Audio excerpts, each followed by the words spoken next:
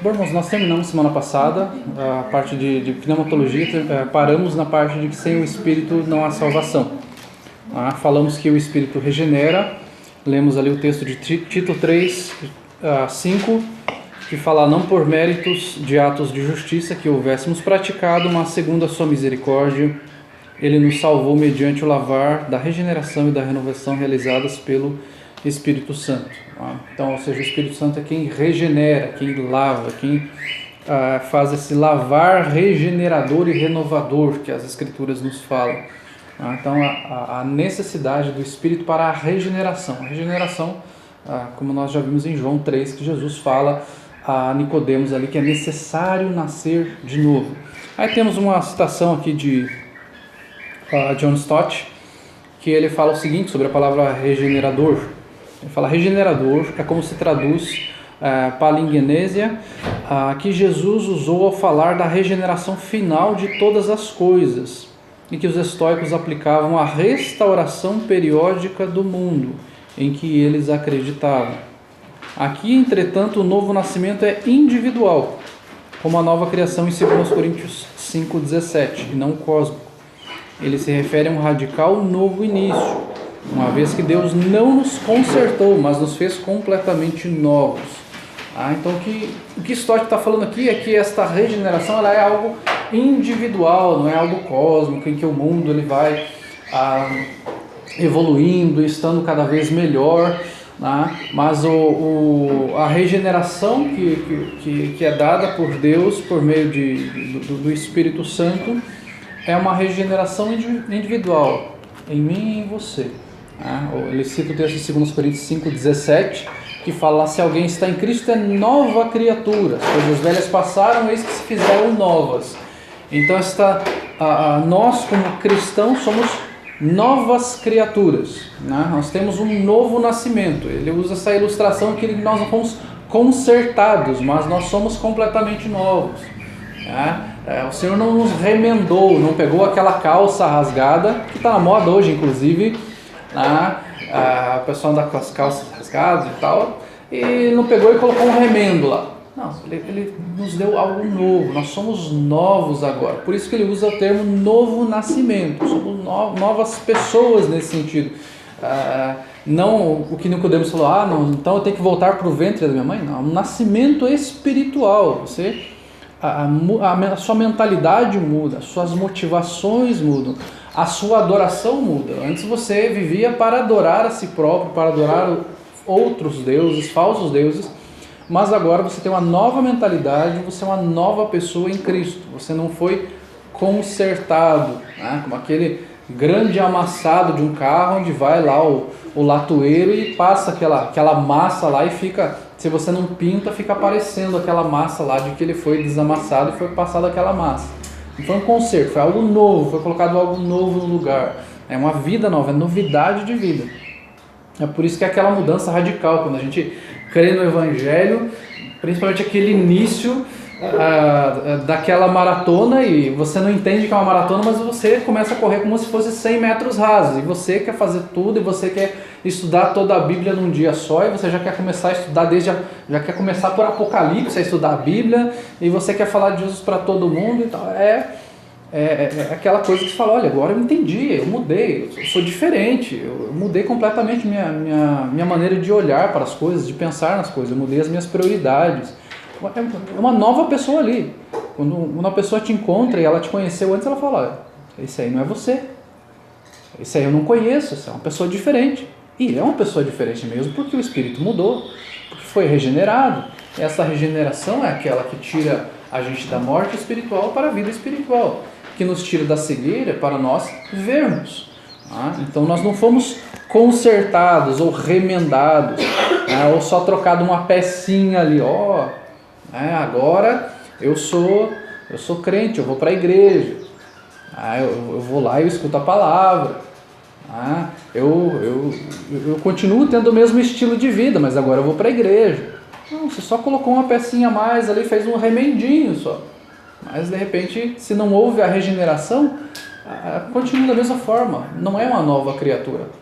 Só tem um remendinho ali, tem um enfeitinho, foi colocado uma maquiagem ali, né? Porque às vezes tem toda aquela pinta de uma pessoa que é cristã, mas na sua vida não teve uma mudança verdadeira. Foi apenas uma maquiagem colocada ali para demonstrar alguma coisa. Trouxe também uma citação do Joel Bick, do seu livro Teologia Puritana. Ele fala assim: em todo lugar em que o Espírito habita, ele gradualmente transforma a alma para que seja santa e graciosa como ele mesmo é. O governo do Espírito não se concretiza imediatamente. A revolução e a derrota de nossa velha natureza vem com a conversão, ao passo que o governo do Espírito é estabelecido apenas ao longo de um processo, à medida que aprendemos mais da natureza de nossa vida em Jesus Cristo e nos submetemos a ela. Vamos por partes aqui, que é muita informação. Tá? Então ele está falando aqui que o Espírito ele nos transforma dia após dia. Né? Ele vai trabalhando em nossos corações. Mas eu não sou nova criatura, não mudei? Sim, você mudou. A sua mentalidade é diferente, mas ele vai te transformando aos poucos. Você não se tornou uma pessoa impecável a partir de agora. A diferença é que você está vendo o seu pecado, que você não convive mais amigavelmente com o pecado. Quando Paulo fala aos Coríntios, lá na sua segunda carta, ele vem falando ali do véu que Moisés tinha sobre a lei, e que o véu foi tirado do nosso rosto, né? E ele fala que onde há o Espírito aí a liberdade. As pessoas usam errado este texto, onde há o Espírito aí a liberdade, e ele vai falar ali: e todos nós com o rosto desvendado somos transformados de glória em glória como pelo Senhor o Espírito. Então nós somos transformados de glória em glória, dia a dia, passo a passo. Então esse é o processo de santificação. Porque antes você convivia amigavelmente com o pecado, você estava morto e insensível ao pecado, você gostava de pecar, e agora você luta contra o pecado. Você é uma nova pessoa, você luta contra o pecado. Que é o que o apóstolo Paulo vai falar em Romanos 7. Vai falar da sua natureza pecaminosa, que o que ele gostaria de fazer ele não faz, mas o que ele gostaria de fazer ele não faz, mas o que ele não gostaria, o que é errado, ele acaba fazendo. Ele fala que existe aquela guerra no interior dele, esta natureza pecaminosa. Então o Senhor vai transformando o nosso coração, nos mostrando: há algo errado aqui, há um problema lá. Então você vai tratando aquelas questões, o Senhor vai mostrando alguns pecados que existem na sua vida, que você precisa tratar, né? Como aquele jardim que está mal cuidado, e você precisa cuidar dele. Você começa a cuidar dele e você fala: agora está ficando bom. Só que daí você começa a ver: não está bom, tem algumas coisinhas que tem que arrancar aqui também, que eu não via antes, porque tinham coisas maiores ali, tinham coisas muito grandes, que eu fui tirando essas grandes, eu achando que tirando essas grandes ia estar muito bom, mas não estava, porque tinha outras por debaixo delas que eu não estava enxergando, tão danosas quanto essas grandes. Assim é o nosso pecado, né? Um pode ir encobrindo o outro, e quando você tira aquele, você percebe que tem outro ali, não era só aquele. Você percebe que você é muito mais pecador do que você imagina, né? Então a nossa regeneração, ou seja, nós nascermos de novo, diz respeito a você conseguir enxergar que você é pecador, que você necessita da graça maravilhosa do Senhor, que você necessita da capacitação do Senhor para viver em Cristo. Então ele fala que esta revolução e a derrota de nossa velha natureza vem com a conversão. Então nós não vivemos mais com a culpa do pecado. A conversão, quando há o arrependimento dos nossos pecados, o Senhor, Ele tira a culpa de nós. A culpa do pecado é aquela que nos condena. Nós continuamos tendo a nossa natureza pecaminosa, nós continuamos pecando, mas a culpa do pecado, que é aquela que nos condenava, pela cruz de Cristo, nós somos salvos, nós somos libertos dessa culpa, como na ilustração do livro O Peregrino, onde o jugo é tirado das costas dele, né? Esta era a culpa que ele tinha, e quando esta culpa é tirada, ele continua sendo um pecador, mas ele já não tem mais a culpa, a condenação foi tirada dele por meio da cruz de Cristo. Então esta velha natureza foi tirada nesse sentido, esta culpa foi tirada, mas ele continua tendo esta luta, e este governo do Espírito vai sendo concretizado ao longo das nossas vidas, e ele vai se tornando cada vez mais presente nas nossas vidas, né?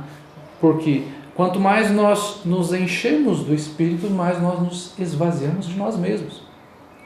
Dos grandes problemas do ser humano é que nós olhamos muito para nós mesmos e deixamos de olhar para Deus. Então, quanto mais próximos do Senhor, quanto mais cheios dele estamos, quanto mais plenos do Senhor estamos, menos de nós estaremos, mais vazios de nós mesmos. O Senhor crescendo em nossas vidas e nós diminuindo. Estou aqui para servir ao Senhor, para buscar ao Senhor, para honrar ao Senhor. Então nós temos uma vida diferente, nos submetemos ao Senhor e reconhecemos que Ele é Senhor, que nós somos servos dele. Este é o processo das nossas vidas, o processo de santificação de uma vida plena do Espírito. Um puritano chamado Richard Sibbes, ele fala o seguinte: embora se inicie na regeneração, a vida no Espírito precisa continuar para dar fruto. Então a vida no Espírito, ela não é um ato, ela é algo contínuo. Agora eu criei no Senhor, quer dizer que eu sou habitado pelo Espírito, acabou aqui. Não. Essa caminhada, esta vida no Espírito, ela permanece por toda a nossa vida para que nós demos frutos. Gálatas capítulo 5, lá vai falar das obras da carne, uma lista imensa, e daí vai falar do fruto do Espírito. Então, e ele fala de nós andarmos no Espírito, desta necessidade de andarmos, é algo contínuo. Não é um momento. O andar, ele é uma caminhada, você está junto, todo momento. Não é quando eu estou no local, não é uma cerimônia, é o dia todo, é todo dia, é em qualquer lugar, é em qualquer circunstância, eu andar no Espírito. Eu estar na escola, no trabalho, com os meus vizinhos, no trânsito, viajando de férias, eu estou no Espírito. Eu não tiro férias, já que estamos chegando ao fim do ano, nós não tiramos férias de Deus. Nós podemos tirar férias do nosso trabalho, que a gente cansa, aquele ano todo você pensa, poxa, eu preciso tirar uns dias para descansar. Não, nós não descansamos de Deus. Santificação não descansa. A vida com Cristo não descansa. Tempo de oração, não tem férias de tempo de oração. Não tem férias de leitura bíblica. Não tem férias de vida piedosa. Nas minhas férias eu posso fazer tudo aquilo que eu não faço durante o ano porque eu estou de férias. Não, você não está de férias de Deus. Ninguém tira férias de Deus. Ninguém tira férias do Espírito. Agora eu posso me esvaziar do Espírito e depois me encho de novo. Não é assim. Então esta regeneração, esta vida no Espírito, ela se inicia e continua pela vida toda.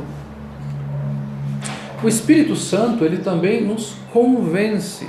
Eu já deixei transcrito aí, vocês podem, têm a liberdade de abrir as suas Bíblias também, João capítulo 16, versículos 8 ao 11. Deixei aí caso alguém não tenha uma Bíblia, que eu duvido, mas caso alguém tenha esquecido ou não tenha, está na tela para vocês lerem. João 16, 8.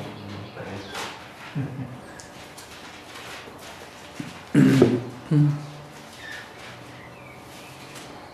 texto lá diz assim: quando ele vier, convencerá o mundo do pecado, da justiça e do juízo. Do pecado, porque não creem em mim. Da justiça, porque vou para o Pai e não me vereis mais. Do juízo, porque o príncipe deste mundo já está julgado, ou já está condenado. Então é o Espírito quem convence aquele que veio de Cristo, veio do Pai para anunciar a Cristo, ou seja, o Espírito, como nós já falamos nas outras reuniões, o Espírito ele veio para anunciar a Cristo, para apontar para Cristo. Tá? Então ele estava ali para convencer do pecado. Alguém convence do pecado não apenas para dizer você é pecador, isso é necessário, mas você mostra o problema e mostra a solução. E qual é a solução para o seu pecado? A solução para o seu pecado é arrependimento, mas o arrependimento, como eu posso me arrepender? Como pode ser pago esta ofensa que eu cometi contra Deus? Aponta para Cristo.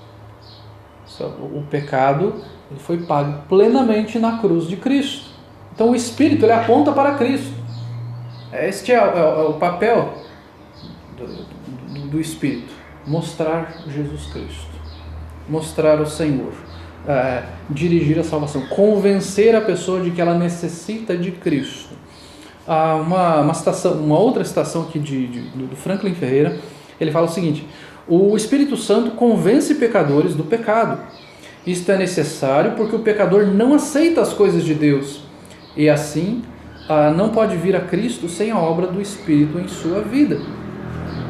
Então nós precisamos deste convencimento porque naturalmente nós não iríamos até o Senhor. Naturalmente nós não teríamos desejo algum de conhecermos a Cristo. Paulo é muito claro com relação a isso. Em Efésios capítulo 2 ele vai falar: Ele vos deu vida estando vós mortos em vossos delitos e pecados. Ele fala que nós vivíamos segundo as inclinações da nossa carne, dos nossos pensamentos. Nós fazíamos a vontade da carne e dos pensamentos. Nós fazíamos a vontade do príncipe da potestade do ar, que atua nos filhos da desobediência. Ou seja, nós recebíamos a atuação do próprio Satanás em nossas vidas, porque nós éramos filhos da desobediência e estávamos mortos. Ou seja, naturalmente nós não faríamos as coisas do Senhor, aquilo que é agradável ao Senhor. E mais um texto, em 1 Coríntios, capítulo 2, versículo 14, o texto lá fala assim, 1 Coríntios 2, versículo 14.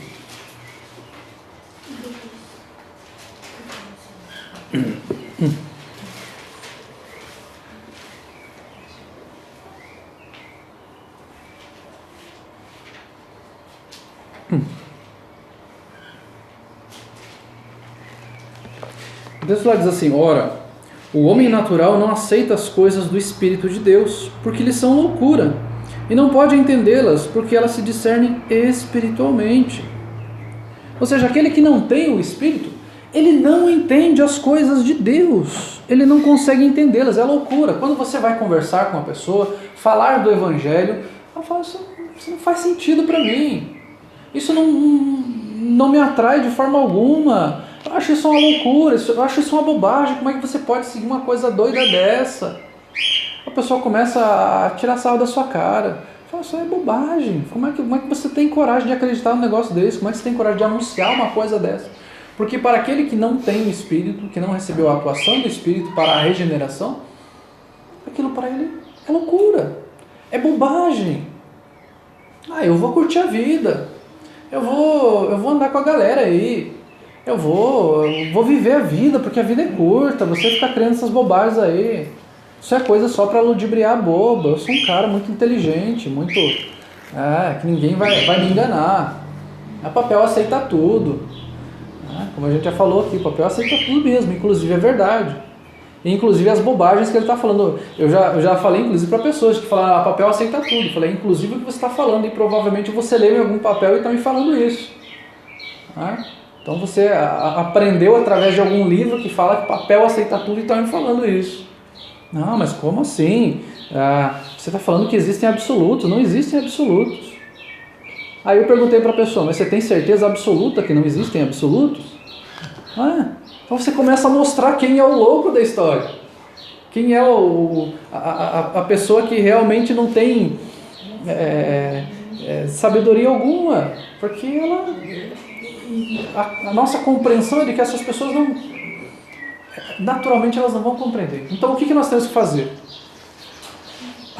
Não apenas investirmos na nossa sofisticação dos nossos argumentos. Não basta isso.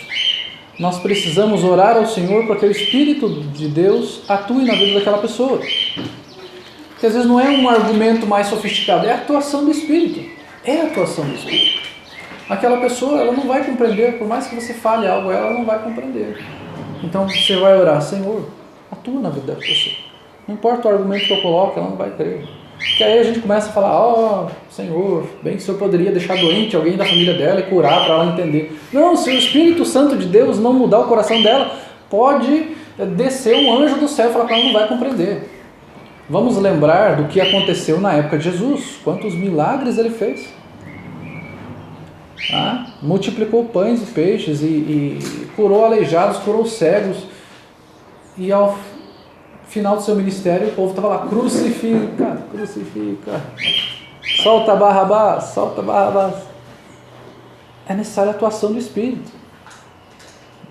Não é só a questão da argumentação, mas é a atuação do Espírito de Deus na vida de uma pessoa. O Espírito Santo, ele é o selo, Efésios capítulo 1, versículo 13. Então, além de ele convencer, quando ele convence uma pessoa, esta pessoa, por mais carola que ela seja de sua religião, um termo que a gente usa muito, ou aquela religião, ele é roxo nessa religião. Daquela religião ele é roxo, ele é xiita na religião dele. Ele não vai crer. Mas o Senhor convence através do seu Espírito, regenera o coração dela. E aí no Efésios 1,13 ele vai falar que Jesus é o selo. O texto lá, vou ler a partir do 12. A fim de sermos para louvor da sua glória, nós, os que de antemão esperamos em Cristo, em quem também vós, depois que ouvistes a palavra da verdade, o evangelho da vossa salvação, tendo nele também crido, fostes selados com o Santo Espírito da promessa, o qual é o penhor da nossa herança até o resgate da sua propriedade, em louvor da sua glória. Então, ele está falando aqui que nós fomos feitos para o louvor da sua glória. Ele fala da questão de nós termos sido eleitos antes da fundação do mundo. E ele fala então que nós cremos por meio aqui, porque nós ouvimos a palavra da verdade, cremos nesta verdade e fomos selados pelo Santo Espírito da promessa. O Espírito nos sela, e o selo aqui ele tem o símbolo de garantia. Como o selo real, ele estava garantindo a autenticidade, a veracidade, e ele era um penhor. Isso aqui vai chegar naquele local, isso aqui é uma verdade.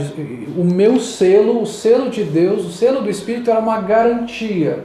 Fala que ele é o penhor, que ele nos garante até o resgate, quando nós chegarmos até Cristo. Ou seja, aquele que creu no Evangelho, aquele que tem a atuação do Espírito, está selado pelo Espírito e tem esta garantia de salvação. Não há uma possibilidade de perder a salvação. Não se perde salvação. Você não perde aquilo que você não conquistou. Não foi você que conquistou a salvação. Foi Cristo quem conquistou. Ou seja, se você verdadeiramente é salvo, você não perde. Porque o próprio Senhor o selou. Se Ele te selou, você não tem como você perder algo que você ganhou. Que é dele, que Ele garantiu. É a garantia dele. Não é a garantia de fábrica aqui, que de repente a gente compra um produto e fala, isso aqui está garantido de fábrica. E de repente fala, não, mas essa parte da peça aqui não está na garantia. Então você perdeu. Mas isso aqui foi por mau uso, então não está na garantia. O Senhor fala, vocês creram, vocês foram selados, e vocês têm este penhor, que é o selo, selados com o Santo Espírito da promessa, até o dia do resgate, até estarmos com o Senhor. Então é a segurança do crente. Aí por outro lado nós vemos pessoas que compreendem errado esta questão do selo, da garantia de salvação. Fala, então se está garantido, eu vou viver de qualquer jeito. Não, está errado, sua teologia está errada. Talvez você não tenha compreendido o Evangelho. Porque se você creu no Evangelho de verdade, você foi regenerado. Você é uma nova criatura. Se você é uma nova criatura, você foi selado e você então tem esse penhor do Espírito até o resgate que Ele vai fazer de nós. Então, se Ele mudou a nossa vida, Ele mudou a nossa mentalidade. Você não vai viver de qualquer jeito. Se eu estou garantindo viver de qualquer jeito. Então, você não mudou de mentalidade. Algo errado aí. E aí é o nosso outro ponto, que a Bíblia fala que o Espírito habita em nós. 1 Coríntios 6, versículos 18 e 19. O texto lá nos fala da seguinte forma. 1 Coríntios 6, 18 e 19.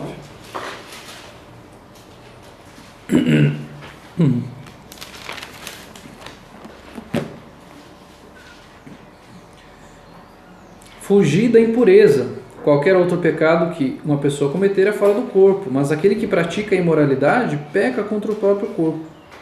Acaso não sabeis que o vosso corpo é santuário do Espírito Santo que está em vós, o qual tendes da parte de Deus, e que não sois de vós mesmos? Porque fostes comprados por preço, agora pois glorificar a Deus no vosso corpo. Ora, ele está falando aqui, fujam da imoralidade. Vocês são habitados pelo Espírito. Então há uma sequência, há uma questão lógica aqui. Se você é habitado pelo Espírito, se você tem essa garantia, se tem esse selo da salvação, você não tem essa mentalidade. Então eu vou viver na imoralidade, porque eu vivo na graça. Depois eu me arrependo. Posso viver de qualquer jeito. A Bíblia fala, você é uma nova criatura e você é habitado pelo Espírito Santo de Deus. E você deve glorificar a Deus com o seu corpo. Então fuja da imoralidade, fuja da promiscuidade, fuja do pecado. Porque o seu corpo pertence ao Senhor, ele é a habitação do Espírito. Ou seja, você não pertence mais a si próprio. O texto nos fala no versículo 19, não sois de vós mesmos, você não pertence mais a si próprio. Você morreu para si e vive para Cristo agora. Isso é cristianismo. Isso é viver o Evangelho. É entender que eu não sou mais de mim mesmo, mas que agora eu pertenço ao Senhor. Que eu sou habitado pelo Espírito Santo. Que eu sou selado por Ele para viver para Ele, não para mim mesmo. Então é o processo inverso. Então se eu sou selado, eu tenho garantia, eu vivo de qualquer jeito. Não. Se eu sou selado, tenho esta garantia, eu sou selado porque é um selo de pertencimento, eu pertenço a Ele, então eu não pertenço mais a mim mesmo, eu vou fazer a vontade dEle e não a minha. Não poucas vezes nós vemos casos terríveis de imoralidade dentro da igreja, casos de pecados terríveis dentro da igreja, porque não há esta compreensão e não há esta comunhão com Deus de tal forma que se compreenda que não, eu não pertenço a mim mesmo, eu não estou aqui para satisfazer as minhas paixões, os meus prazeres, eu estou aqui para servir ao Senhor, eu sou servo do Senhor. Este é o papel do Espírito, habitar em nós e mostrar que nós não somos de nós mesmos. O Senhor, o Espírito nos santifica. Texto de 2 Tessalonicenses, capítulo 2, versículo 13.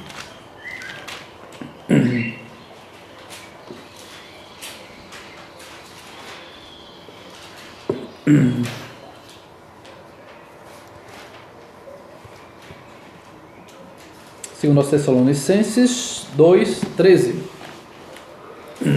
O texto lá nos diz assim: entretanto, devemos sempre dar graças a Deus por vós, irmãos amados pelo Senhor, porque Deus nos escolheu desde o princípio para a salvação, pela santificação do Espírito e fé na verdade.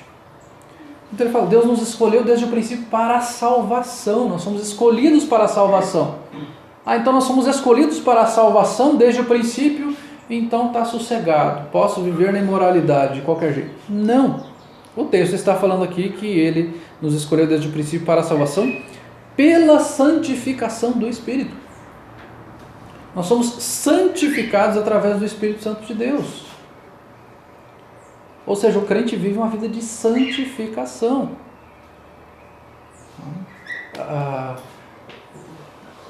Quando há esta imoralidade, esta licenciosidade dentro da igreja, de se querer viver ao bel prazer, da maneira que mais me apraz, há um erro teológico, há um erro de compreensão das Escrituras, há um erro da compreensão da atuação do Espírito, há um erro acerca da salvação, e de repente há um erro até na sua compreensão de uma verdadeira salvação. Lembremos o início lá. Não estamos falando que ninguém é perfeito, estamos falando aqui que há um processo, que nós lutamos contra o pecado. Dia após dia lutamos contra ele. Lutamos contra o pecado. Mas não nos entregamos a ele. Agora nós lamentamos por ele, nós choramos por causa do pecado. Nós olhamos para o pecado e vemos, poxa, eu sou indigno de ser salvo. E somos mesmo. Você olha e fala, olha, não tem nada em mim. Não há nada de bom em mim para que eu seja salvo. É verdade.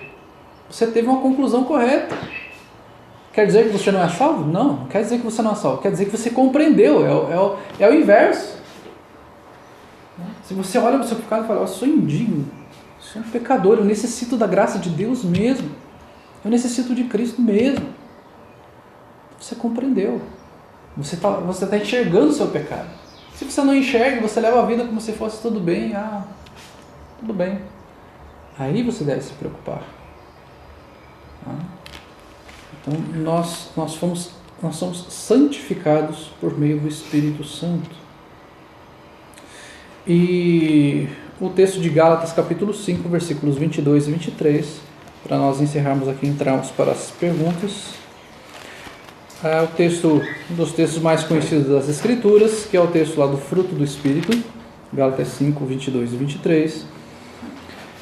Diz lá, mas o fruto do Espírito é amor, alegria, paz, longanimidade, benignidade, bondade, fidelidade, mansidão, domínio próprio. Contra estas coisas não há lei.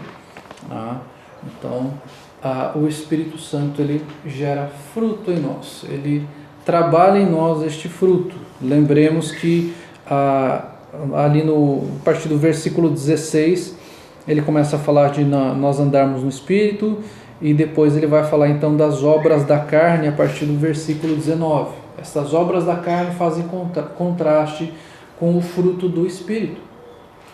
Então, aqueles que vivem no Espírito vão gerar fruto, vão viver o Evangelho, vão ter uma vida